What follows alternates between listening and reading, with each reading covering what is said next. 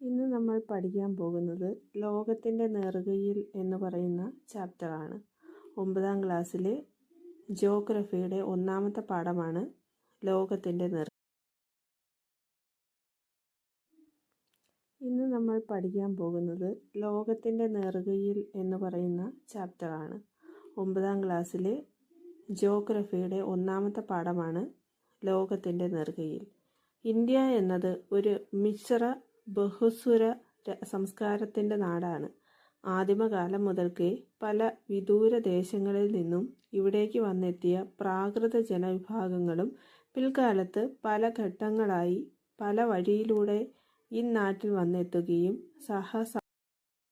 സഹസ്രാബ്ദങ്ങളായി ഇവിടെ ജീവിക്കുകയും ചെയ്ത അനവധിയായ മനുഷ്യ സമൂഹങ്ങൾ വഴിയുമാണ് മറ്റൊരു രാജ്യത്തും കാണാൻ കഴിയാത്ത ഈ സാംസ്കാരിക വൈവിധ്യം ഇവിടെ രൂപപ്പെട്ടത്.